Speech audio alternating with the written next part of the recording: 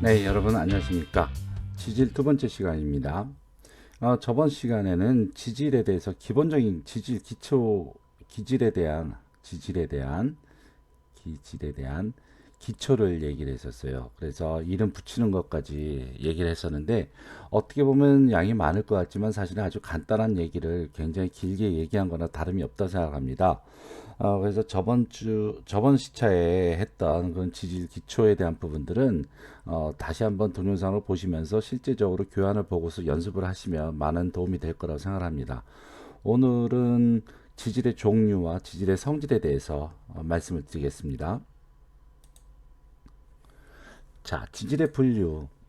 자, 일단은 여러분 필수 지방산은 알고 계셔야 될 것 같은데요. 필수 지방산 역시 이거 필수 아미노산하고 마찬가지로 인체 내에서 합성이 안 돼서 반드시 음식을 통해서 섭취를 해야 되는 지방산을 필수 지방산이라고 얘기합니다.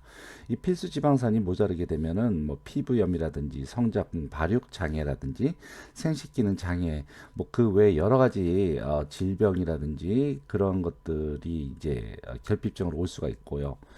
종류로서는 리놀레이산, 그 다음에 알파 리놀렌산 이런 것들이 있는데 리놀레이к 애시드라고 얘도 얘기를 하죠. 18에다가 2라고 했으니까 이것은 이중결합이 두 개란 얘기죠. 그리고 여섯 번째 탄소가 여섯 번째에 이중결합이 있다는 얘기고 이거는 지방산에서 알파 리놀렌산은 세 개의 이중결합이 있고 세 번째에 있습니다. 이외에 아라키돈산 얘기를 하는 것이 있는데 이 아라키돈산에 대한 효능이라든지 필수 지방산으로서의 역할에 대해서 아직까지도 의견이 좀 많아요. 예, 그래서 제가 뭐라고 얘기하기는 좀 곤란한 점이 있습니다. 그 외에 DHA라고 하는 것이 있는데 이것은 도코사 헥사 이노익 애시드라고 해서 탄소가 22개나 되고 이중결합이 6개나 됩니다. 그리고 오메가3 지방산에 해당되고 DHA는 인체 뇌조직에 풍부하게 있고 태아와 영유아의 두뇌 발달에 중요하고 체내 리놀렌산으로부터 여기에서부터 다시 합성되니까 사실은 리놀 이것을 갖다 필수 지방산이라고 얘기하기는 곤란하죠. 어차피 필수 지방산에서부터 합성이 되어지는 거니까요. 이것이 DHA의 구조입니다. 지금 이렇게 꼬여져 있고 둘둘 말아져 있는 이유가 무엇이에요? 여기 이중결합 같은 것들이 있기 때문에 이중결합이 무슨 형으로? 시스형이기 때문에 이와 같이 전체적으로 모양이 둥글게 이렇게 회전하는 것처럼 되어 있는 것이겠죠. 자, 그 다음에 지질 전체의 분류를 얘기해보면 단순 지질, 한 분자의 글리세롤과 세 분자의 지방산이 에스터라고 되어 있는데 에스테르라고 읽어도 돼요. 에스터 결합을 한 구조입니다. 보통 유지, 오일 혹은 팻이라고 얘기하는 것은 실온의 고체인 것을 지방이라고 하고 액체인 것을 기름이라고 한다. 이것은 처음에 얘기를 했고 이 단순 지질 중에서 하나가 또 이제 왁스라고 하는 것이 있는데 왁스라 하는 것은 고급 지방족 알코올과 스테로이드계 알코올 등이 고급 지방산과 에스터 결합을 한 물질이다. 굉장히 어려운 말 같이 들리지만 고급 이것은 아주 뭐 값이 비싸거나 뭐 그런 식의 고급이 아니라 고급이라는 것은 탄소수가 많은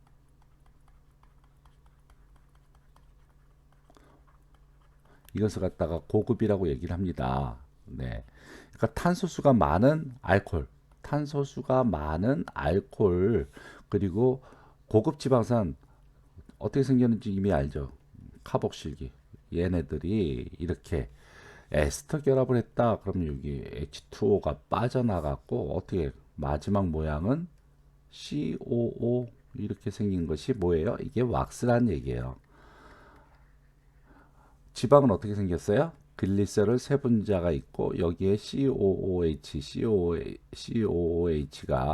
여기 에스테르 결합해 갖고 OO만 남아서 이렇게 결합된 것이 지방의 구조죠. 왁스하고는 좀 다르죠. 왁스는 알코올과 지방산이 결합된 것이 왁스예요. 자, 복합지질. 지방산과 여러 알코올의 에스터의 다른 원자단이 결합된 물질이라 그냥 쉽게 얘기해서 얘네들은 다른 물질이 섞여 있는데 인이 들어가거나 당이 결합하거나 이런 것이 있어요. 그래서 인지질에는 레시틴, 세팔린, 스핑고마이엘린 이런 것이 있고, 당지질은 세레브로사이드, 강글리오사이드 이런 것이 있어요. 요것은 그다음 슬라이드에서 더 자세히 나오고요. 유도 지질은 단순 지질과 복합 지질을 어떻게 딱 가수분해해서 얻어지는 조그만 물질로서 지방산, 고급 지방산, 비싼 지방산 아니에요. 네, 탄소수가 많은 COH, 그리고 스테롤류, 터페노이드, 지용성 비타민 이런 것은 유도 지질에 들어갑니다. 자, 단순 지질, 복합 지질, 유도 지질, 이것은 단백질에서 분류하는 방식하고 굉장히 비슷하죠. 단순 단백질, 복합 단백질, 유도 단백질, 그죠?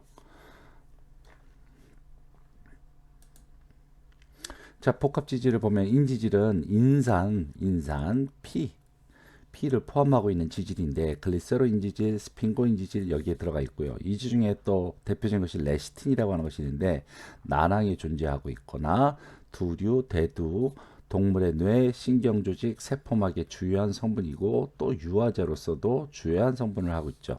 레시틴 꼭 외우세요.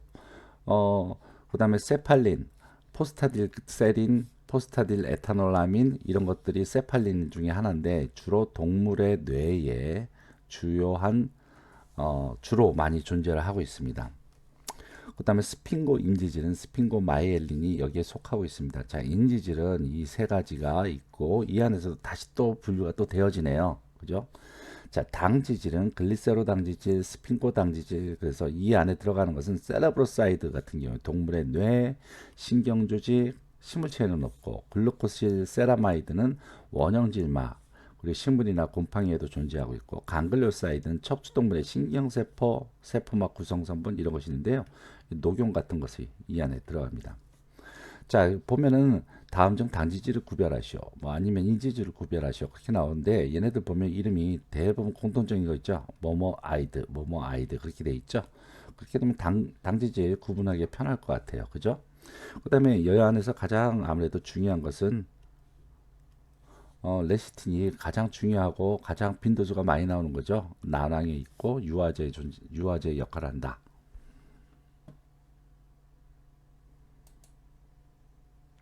그 다음에 유도 지질이란 단수 지질이나 복합 지질을 가수분해해서 얻은 지방산이나 글리세롤, 고급 지방족, 알코올, 스핑고신 등을 포함해서 중성지방과는 구조 및 성질이 다르지만 유기용매하고 친한 것들이에요. 유기용매에 의해서 추출될 수 있는 스테롤류, 탄화수소류, 지용성 비타민 그런 것들을 의미합니다. 이들은 검화되지 않는 특성이 있는데, 검화라고 하는 것은 나중에 배울 거예요.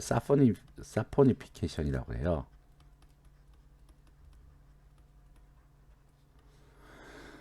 자, 유도지질에는 동물성 스테롤, 식물성 스테롤, 미생물 스테롤 이런 것들이 있는데, 근육 내 신경 조직에 다량 존재하고 어쩌고저쩌고 나오는데요. 그냥 대충 참조. 이 중에서 좀 유명한 것을 고르라 그러면 에르고스테롤 같은 것은 좀 유명하죠. 이것은 자외선을 이렇게 쪼이게 되면 비타민 D2로 되는 물질이에요. 그래서 프로비타민 D2라고도 불리는데, 버섯 같은데 이러한 것들이 많이 얻어질 수가 있죠.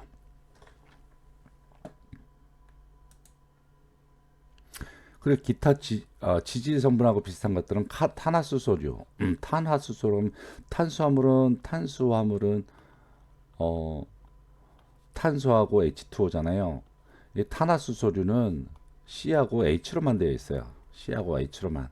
여기에는 스쿠알렌, 상어의 간에서 분리됐고 아세틸코에의 축합물인데 스쿠알렌, 비타민 K 이런 것이 이 안에 들어가 있고요.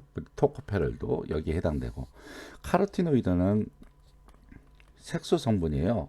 이건 주로 이제 그 당근이나 토마토에 주로 많이 존재하는 붉은색의 그리고 황색의 그런 것들인데, 8개의 아이소프렌 단위로서 40개의 탄소 원자 골격을 갖고 있고, 이거 다 외울 필요 없고요. 색깔을 나타내고 카로틴 잔토필이 이 안에 기타 지질로도 들어갈 수가 있습니다. 그러니까 우리가 알고 있는 글리세롤과 아니면 글리세롤과 지방산의 결합 아니면 알코올과 지방산의 결합 뭐 이런 식으로 되어 있는 그런 것에다가 이인을 붙이거나 당을 붙인 거 이런 것들이 이제 그 주요한 지질이고 얘네들은 물에 녹지 않는 것들이라고 생각하시면 돼요. 물에 녹지 않아서 기타 지질로 분류가 된 것입니다.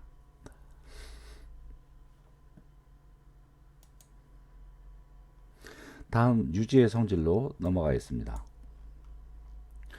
자, 일단 물에 뜨죠.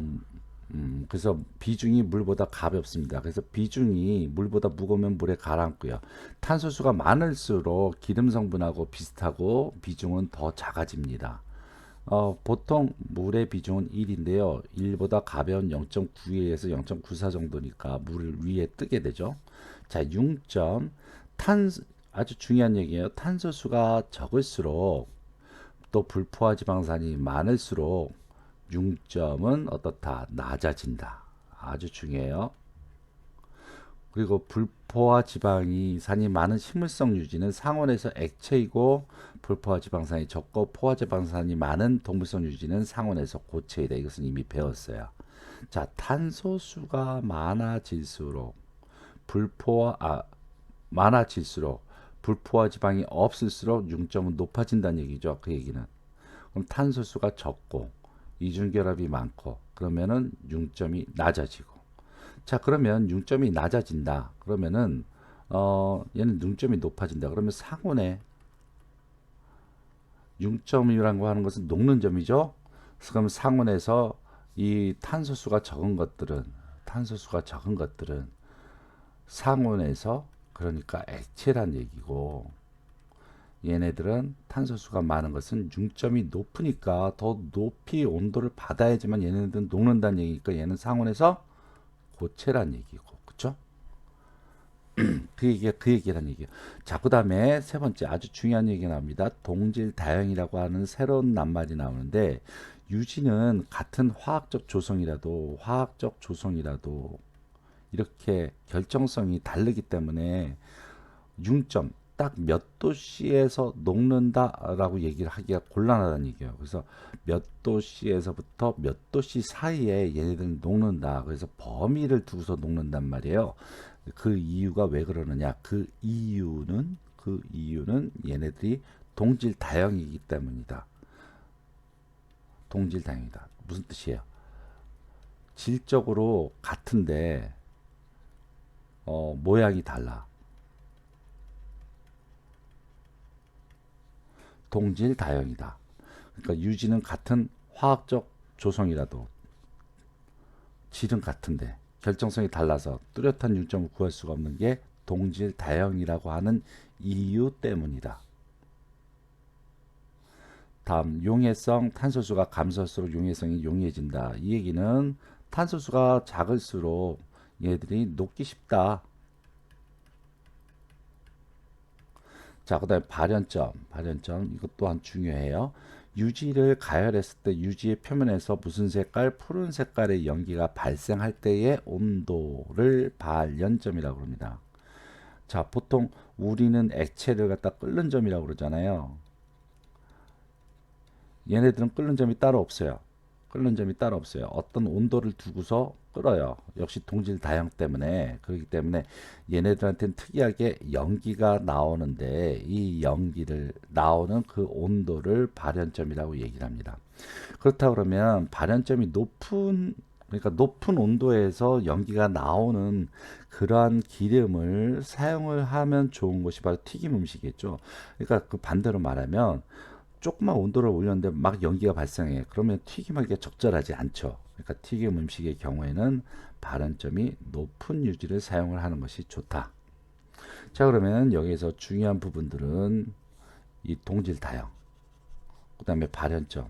요거 두 개는 기름에서 특별한 성질이니까 꼭 외워두시길 바라겠습니다. 그 다음에 유지의 화학적인 성질입니다. 검화 비누가 이것은 그 앞에서 얘기했는데 사포니피케이션이라고 얘기를 하고요. 알카리 용액을 가해서 가열하면 얘들이 딱딱한 고체를 형성하게 되는데 이것을 갖다가 우리가 비누라고 얘기를 하죠. 비누.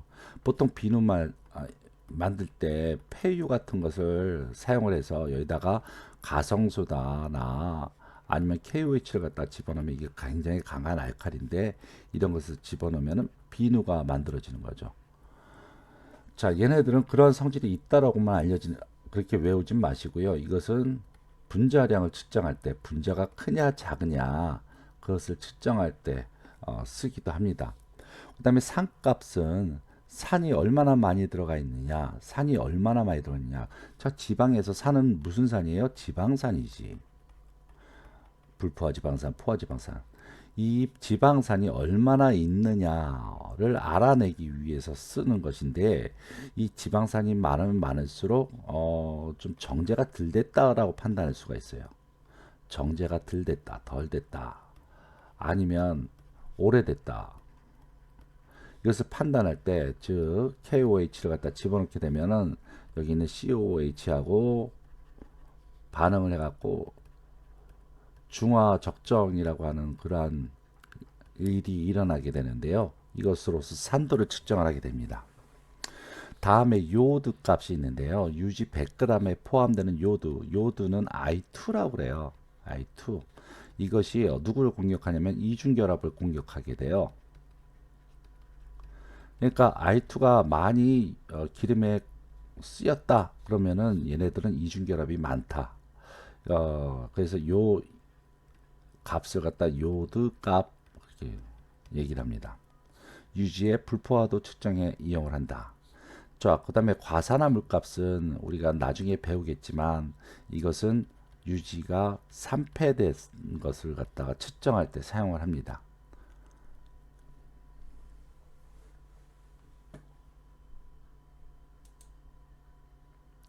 아까 다시 한번 얘기해 볼게요. 식용유지를 알칼리로 가수분해하면, 자, 식용유를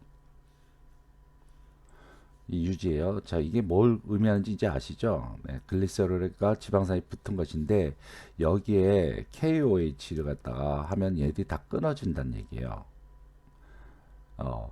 그래갖고 K가 누구하고 달라붙느냐면 지방산하고 이렇게 달라붙게 돼요.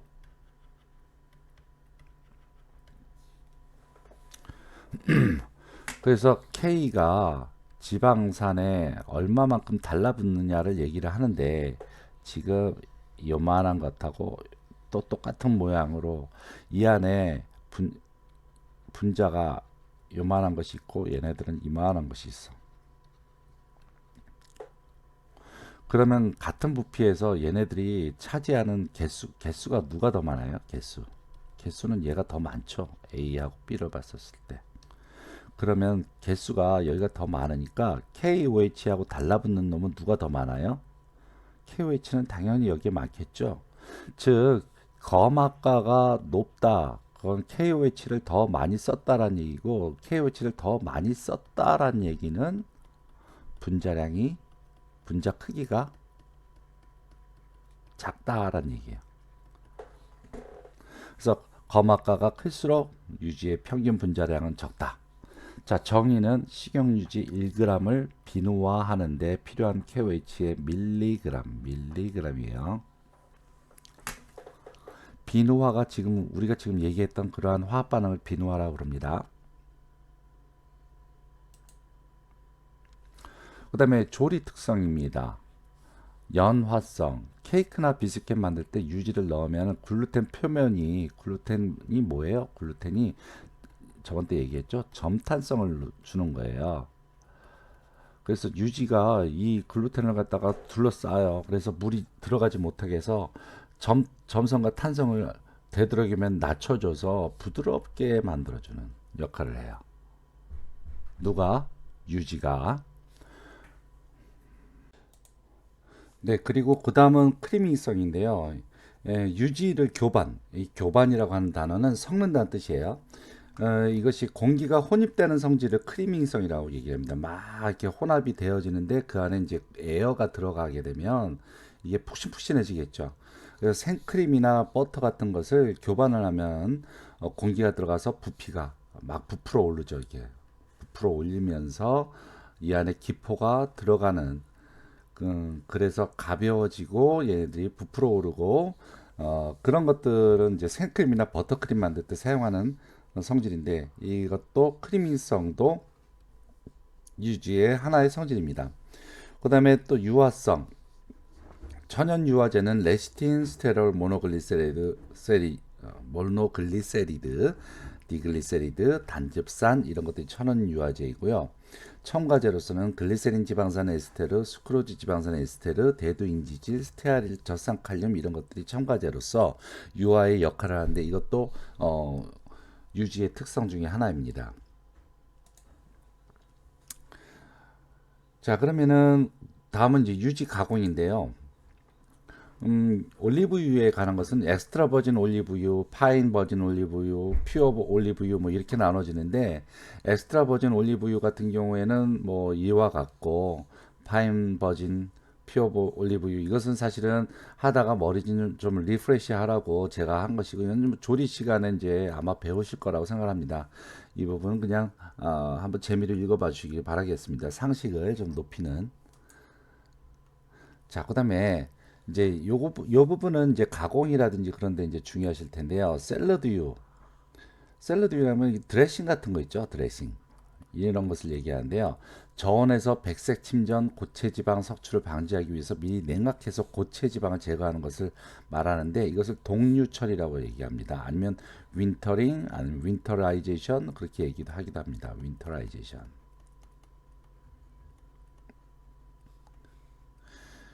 이것은 이제 다음 슬라이드 또 있고요. 그 다음에 경화유, 식물성 유지에 수소를 첨가해서 불포화지방산을 포화지방산으로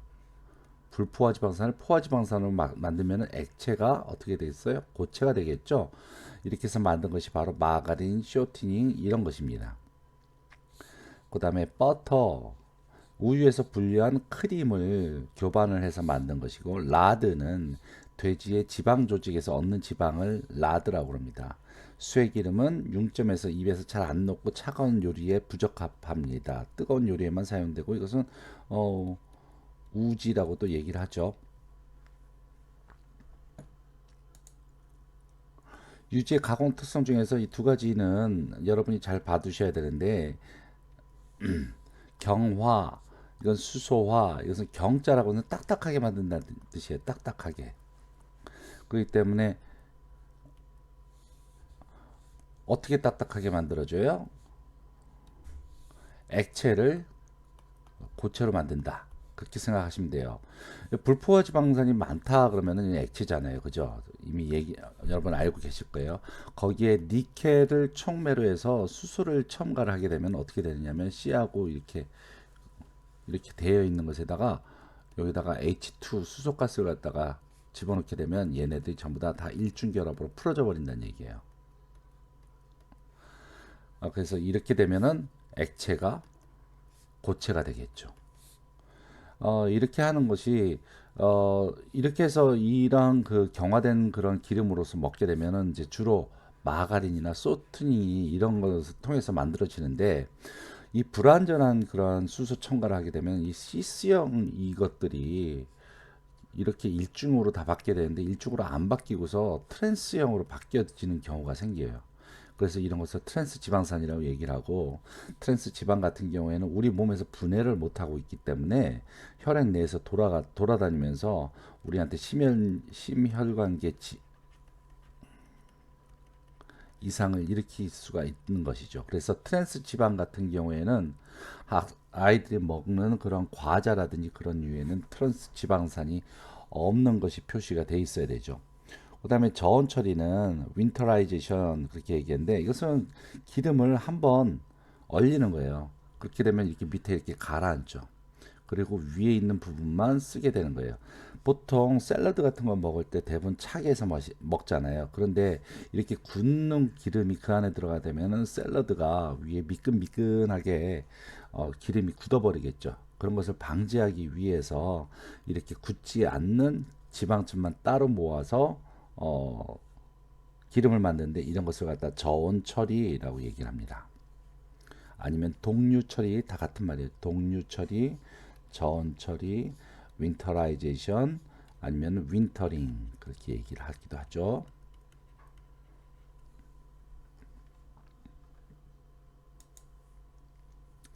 자, 유화액은 에멀전이라고 해서 서로 섞이지 않는 두 가지 액체, 즉 기름과 물이 유화제에 의해서 혼합된 상태인데, 유중수적형이라고 하는 것은 기름 속의 물이란 뜻이고, 수중유적형은 물 속의 기름이에요.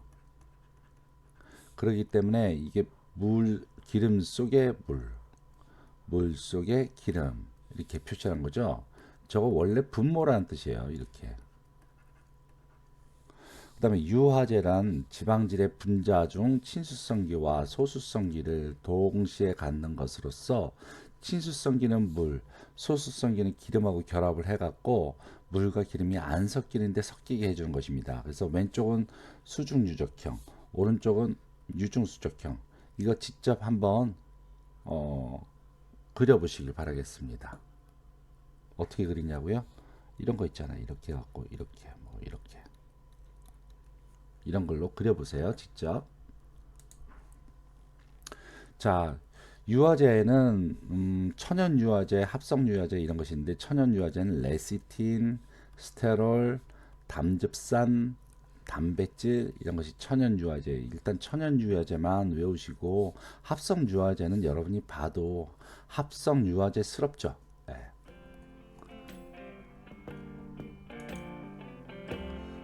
네, 오늘은 여기까지 하고요. 다음에는 유제 3패 하겠습니다. 수고 많으셨습니다.